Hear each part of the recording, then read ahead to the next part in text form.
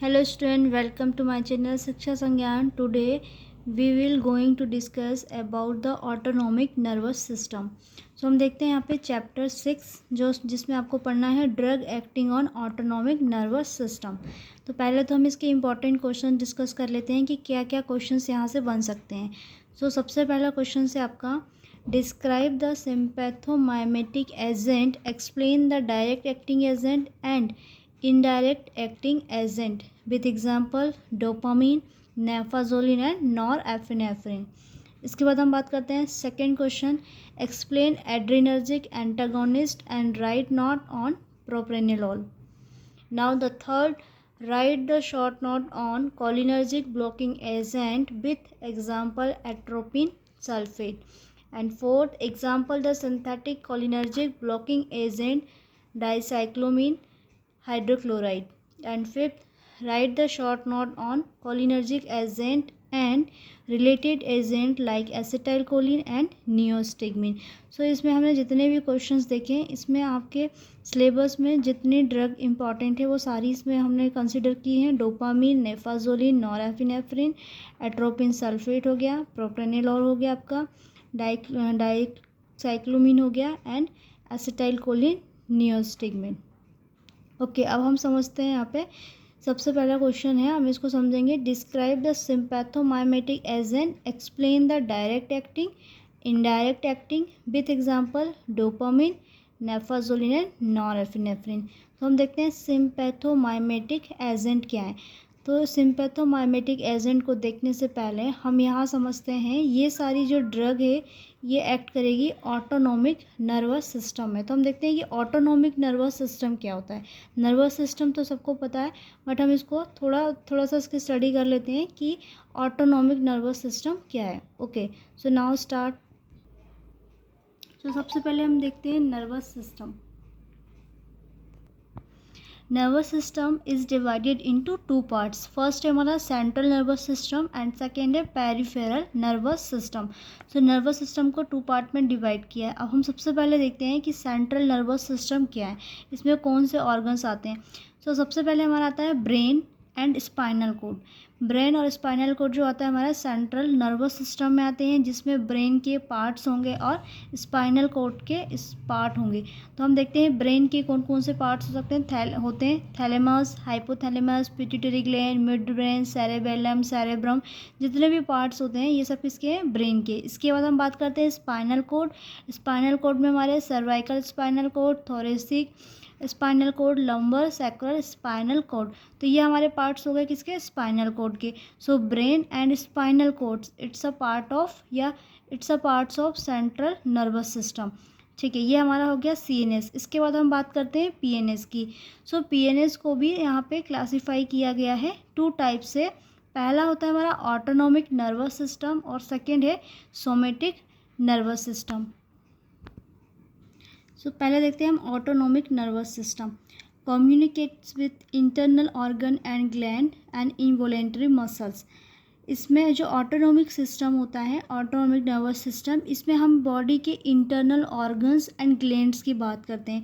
अभी हम इसको देखेंगे इसमें इनवॉलेंटरी मसल्स, इनवॉलेंटरी मूवमेंट्स क्या होते हैं. ठीक है, यहाँ पे लिखा है सोमेटिक नर्वस सिस्टम. हम देख लेते हैं यहाँ पे सोमेटिक नर्वस सिस्टम क्या है. Communicates with sense organ and voluntary muscles. जो भी सेंस ऑर्गन होते हैं या फिर हम कहते हैं वॉलेंट्री मसल्स या वॉलेंट्री मूवमेंट, ये सारे क्या होते हैं, somatic nervous system. Sense organ जो होता है हमारे आई हो गया, ईयर हो गया, टंग हो गया, है ना. ये हमारे क्या होते हैं, सेंस ऑर्गन होते हैं जो किसका काम करते हैं, स्मेल, स्लाइट, दिखना, टच, हियरिंग एंड टेस्ट. ये जो होते हैं हमारे सेंस ऑर्गन के काम है. तो ये हमारे आ गया सोमेटिक नर्वस सिस्टम में. अब इसको हम देखते हैं जो सोमेटिक नर्वस सिस्टम है उसको भी टू टाइप से डिवाइड किया गया है या सब क्लासीफाई किया है. पहला है सेंसरी जिसको हम बोलते हैं अफरेंट एंड सेकेंड है मोटर जिसको हम बोलते हैं इफरेंट. सेंसरी जो होता है ये नर्वस सिस्टम, जो भी सेंसरी इनपुट होता है उसको हम बोलते हैं सेंसरी एफरेंट. और मोटार में क्या होता है, जो मोटार नर्वस सिस्टम है ये मोटार आउटपुट्स होते हैं इसमें. तो हमको सोमेटिक नर्वस सिस्टम पढ़ना नहीं है, इसको हमने जस्ट थोड़ा सा एक ओवरव्यू देख लिया है. यहाँ पे हमें बात करनी है ऑटोनॉमिक नर्वस सिस्टम की। तो अब हम इसको डिटेल में देखते हैं कि ऑटोनॉमिक नर्वस सिस्टम क्या होते हैं। सो ऑटोनॉमिक नर्वस सिस्टम को समझने से पहले हम देख लेते हैं यहाँ पे involuntary muscles and voluntary muscles क्या होती हैं। तो हमने अभी देखा था कि जो ऑटोनॉमिक नर्वस सिस्टम होते हैं उसमें हम इनवॉलेंट्री मसल्स की बात करते हैं और सोमेटिक में बात करते हैं वॉलेंट्री मसल्स की। So involuntary muscles are those whose movement can not be controlled at will और विदाउट कॉन्शियस कंट्रोल। ये ऐसे मूवमेंट होते हैं जिसको आप कंट्रोल नहीं कर सकते हैं। जो बॉडी के इंटरनल ऑर्गन्स होते हैं ये उनकी वर्किंग होती है, इसको आप कंट्रोल नहीं कर सकते हैं चाहे आप कॉन्शियस की कंडीशन में हो। सो इसमें हम देखते हैं क्या क्या फंक्शंस होते हैं बॉडी के और कौन कौन से ऑर्गन हैं। जैसे हम बात करते हैं यहाँ पे हार्ट बीटिंग की, तो जो हार्ट बीट होती है तो वो आपके कंट्रोल में नहीं है, वो हार्ट का काम है उसको कितना बीट करना है ना। इसके बाद हम देखते हैं food moving through the digestive tract. तो यहाँ पे क्या है कि जैसे फूड का मूवमेंट है खाने से लेके डाइजेशन तक का, तो उसमें ये पूरा हमारा डाइजेस्टिव ट्रैक्ट जो होता है उसका काम होता है, इसको आप कंट्रोल नहीं कर सकते हैं। इसके बाद जैसे स्नीजिंग है ना, तो इसको भी आप कंट्रोल नहीं कर सकते हैं। अब हम देखते हैं जो वॉलेंट्री मसल्स कौन कौन सी होती हैं। So voluntary muscles are those whose movement can be control at will और कॉन्शियस कंट्रोल। ये जो होते हैं इनको हम कंट्रोल कर सकते हैं। जैसे हम देखते हैं इसमें क्या क्या एक्टिविटीज़ होती हैं हमारे। So walking, talking, running, writing, jumping, sitting, ये सारी वर्किंग्स होती है या सारी एक्टिविटीज़ होती हैं, इसको आप कंट्रोल कर सकते हैं। जबकि ये सारे एग्जांपल जो हमने बताए हैं इसको आप कंट्रोल नहीं कर सकते हैं। सो ये हमारा हो गया difference involuntary and voluntary. Involuntary for autonomic nervous system and voluntary for somatic nervous system. So autonomic nervous system is सब क्लासीफाई इनटू टू पार्ट। सो हमारा होता है ऑटोनॉमिक में पहला सिम्पैथेटिक सिस्टम और सेकंड होता है पैरासिम्पैथेटिक सिस्टम। अब हम देखते हैं सिम्पैथेटिक एंड पैरासिम्पैथेटिक क्या है। सो सिम्पैथेटिक सिस्टम ऐसे सिस्टम होते हैं जो बॉडी को प्रिपेयर करते हैं फाइट, फ्लाइट एंड फियर की कंडीशन पे। ये जो सिस्टम होते हैं ये एक्टिवेट हो जाते हैं। सपोज़ आपको किसी चीज़ से फियर है और वो चीज़ आपके सामने आ जाए तो सडनली आपकी बॉडी में जो सिस्टम एक्टिवेट होने वाला है वो सिम्पैथेटिक सिस्टम है। उसमें क्या क्या चेंजेस हो सकते हैं बॉडी में, जैसे आपकी हार्ट रेट इंक्रीज़ होगी, ब्रीथिंग रेट इंक्रीज़ होगा, ब्लड शुगर इंक्रीज़ हो जाएगा, आपको उस टाइम पे ज़्यादा एनर्जी रिक्वायर होगी, बॉडी का टेम्परेचर बढ़ जाता है, इंक्रीज़ अलर्टनेस भी बढ़ जाती है। इसके बाद हम बोलते हैं डिक्रीज़ सलाइवेशन जो होता है कम हो जाता है, मतलब जो हमारा गला है वो सूख जाता है एकदम। फिर इसके बाद हम बात करते हैं decrease digestion and urination.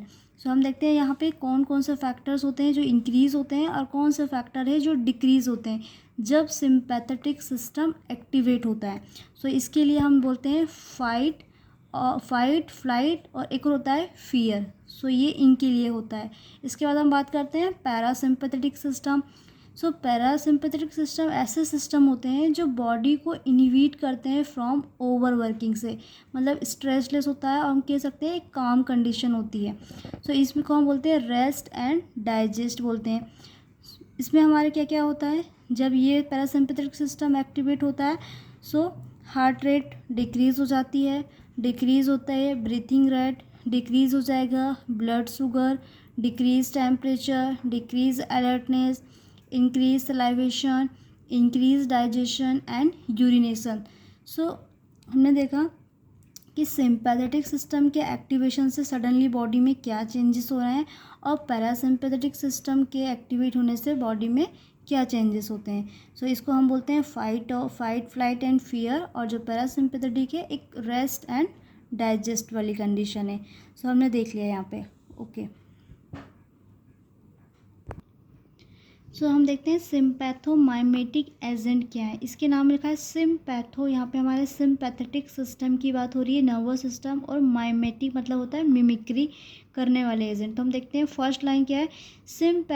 Sympathomimetic drugs are compound which mimic the effect of endogenous agonist of the sympathetic nervous system. So sympathomimetic drug ऐसे कंपाउंड होते हैं जो मिमिक्री करते हैं या फिर इन्हीं की जैसे काम करते हैं ऑफ इंडोजिनस एगोनिस्ट, जो हमारी बॉडी में प्रेजेंट है एगोनिस्ट किसके, of the sympathetic nervous system के। ओके, तो हम देखते हैं ऐसे कौन कौन से हमारे ड्रग्स या एजेंट होते हैं। सो हम देखते हैं प्राइमरी जो इंडोजिनस एगोनिस्ट होते हैं of the sympathetic nervous system में कैटेकोलामाइन, इफिनेफ्रिन को हम बोलते हैं एड्रेनलिन, नॉरएफिनेफ्रिन इसको बोलते हैं नॉर एड्रेनलिन एंड डोपामिन। ये जो होते हैं हमारे प्राइमरी इंडोजिनस एगोनिस्ट होते हैं। Okay, which function as both neurotransmitter and hormone, ये जो होते हैं एज अ न्यूरोट्रांसमीटर की तरह भी होते हैं एंड हार्मोन्स इनके तरह वर्क करते हैं। ओके, सो ये हमारे हो गया सिंपैथोमाइमेटिक एजेंट। अब हम देखते हैं इसके टाइप्स या फिर हम बात करते हैं क्लासिफिकेशन की। सो टाइप्स ऑफ सिंपैथोमाइमेटिक में हम देखते हैं डायरेक्ट एक्टिंग आता है, मिक्स एक्टिंग आता है और इनडायरेक्टली एक्टिंग आते हैं। सो डायरेक्ट एक्टिंग में कौन कौन से ड्रग्स होते हैं, कौन कौन से एजेंट होते हैं। तो पहले हम देखते हैं जो डायरेक्टली एक्टिंग सिंपैथोमाइमेटिक एजेंट होते हैं वो किस पे काम करते हैं, अल्फा एंड बीटा रिसेप्टर पे। इसके बाद हम देखते हैं इसमें कौन कौन से ड्रग दिए हैं। इसमें जो हमारे ड्रग्स हैं, first norepinephrine, epinephrine, phenylephrine, dopamine, methyldopa, clonidine, dobutamine, terbutaline, salbutamol, naphazoline and oxymetazoline. So ये हमारे क्या हो गए, डायरेक्टली एक्टिंग हो गए। इसके बाद हम बात करते हैं मिक्स एक्टिंग में कौन कौन सी ड्रग्स हैं हमारे, एफेड्रिन एंड मेटारामिनोल जो होता है ये हमारे ड्रग है मिक्स्ड एक्टिंग की। इसके बाद हम बात करते हैं इनडायरेक्टली एक्टिंग।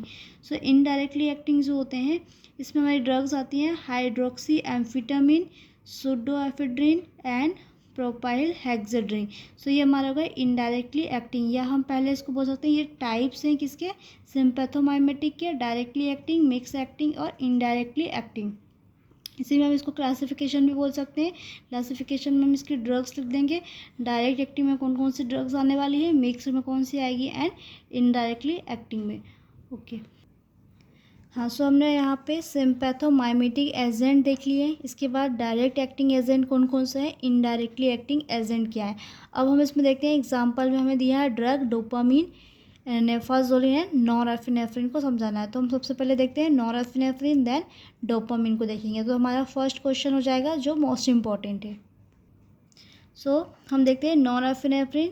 नॉरएफिनेफ्रिन जो होता है also known as noradrenaline is both a neurotransmitter and a hormone. पहले ही हमने अभी देखा क्लासिफिकेशन में नॉरएफिनेफ्रिन जो होता है इसी को हम नॉर एड्रेनलिन भी बोलते हैं और ये ऐसे वर्क करता है as a neurotransmitter and a hormone, a chemical messenger, और केमिकल मैसेंजर की तरह भी काम करता है which transmit signal across nerve ending in the body. तो हम देखते हैं जो नॉरएफिनेफ्रिन है वो एक न्यूरोट्रांसमीटर भी है, हार्मोन भी है और हम कह सकते हैं इट्स अ केमिकल मैसेंजर जो क्या करता है सिग्नल को ट्रांसमिट करता है across nerve ending in the body. फिर हम देखते हैं play important role in your body fight और फ्लाइट रिस्पॉन्स, जो हमने अभी पहले देखा था। सो ये क्या करता है फाइट फ्लाइट या फियर की जो कंडीशंस होती है उसमें ये इम्पॉर्टेंट रोल प्ले करता है। इसके बाद हम बात करते हैं इसके स्ट्रक्चर की जो आपको पढ़ना है।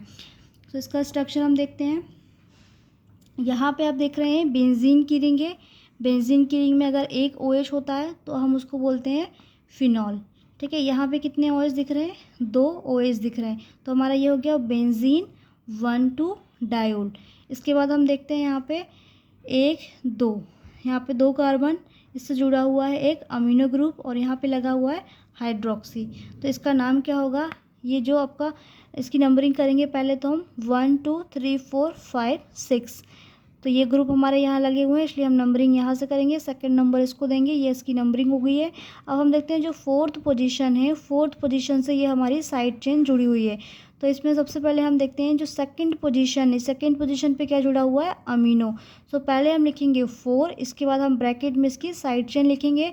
सेकंड पोजीशन पे है हमारा अमीनो, फर्स्ट पोजीशन पे क्या लगा हुआ है OH हाइड्रोक्सी और 2 कार्बन वाला हमारा हो जाएगा इथाइल, और ये क्या है हमारा बेंजीन 1,2 डायोल। तो इसका नाम हो गया 4,2 amino 1 hydroxy ethyl benzene 1,2 diol. So ये इसका हो गया केमिकल स्ट्रक्चर, बहुत इजी है। इसके बाद हम देखते हैं इसका यूज़ देखते हैं। सो फर्स्ट यूज़ है all function that sympathetic nerve do.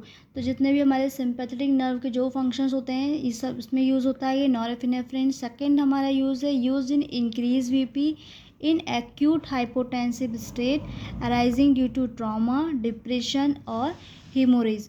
जो आपका ये कंडीशंस होती है ट्रॉमा, डिप्रेशन और हीमोरेज, इन कंडीशन में ये क्या करते हैं, इंक्रीज बीपी को इंक्रीज़ करते हैं।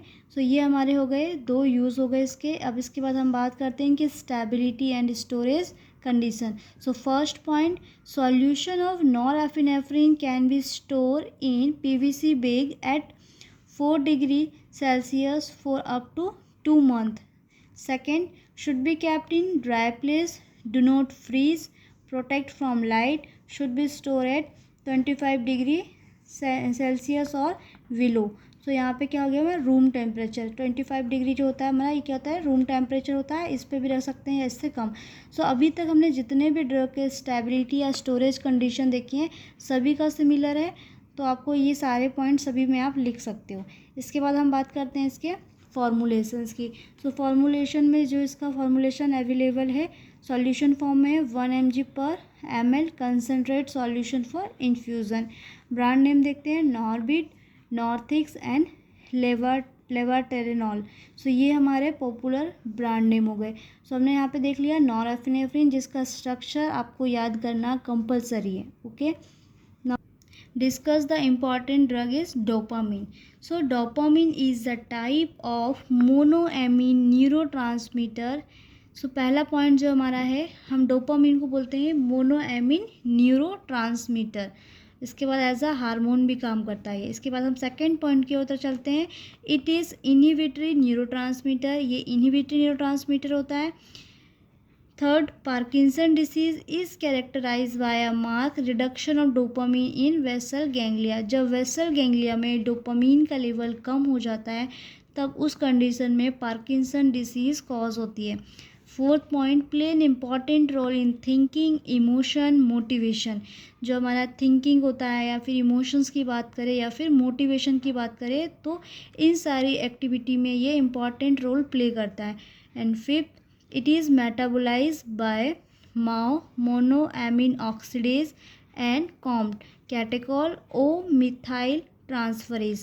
ये दोनों क्या है एंजाइम है MAO और COMT मोनोअमीन ऑक्सीडेज कैटेकॉल ओ मिथाइल ट्रांसफरेज। ये एंजाइम क्या करते हैं इसको मेटाबोलाइज करते हैं। तो ये सारे हमारे इंपॉर्टेंट पॉइंट्स है। इसके बाद हम बात करते हैं इसका सिंथेसिस देख लेते हैं। इसकी सिंथेसिस हम देख लेते हैं, ईजी है। टायरोसिन जो होता है एल डोपा बनाता है, एल डोपा बनाएगा डोपामीन। सो हम देखते हैं जो टायरोसिन से एल डोपा बनने की प्रोसेस है वहाँ पे जो एंजाइम रिस्पॉन्सिबल होता है tyrosine hydroxylase. Tyrosine hydroxylase enzyme tyrosine को एल डोपा में कन्वर्ट करता है। फिर ये एल डोपा जो होता है कन्वर्ट होता है डोपामीन में in the presence of dopa D carboxylase. तो ये हमारा हो गया सिंथेसिस। इसके बाद हम बात करते हैं जो आपके डोपामीन होते हैं इसके रिसेप्टार्स कौन कौन से होते हैं।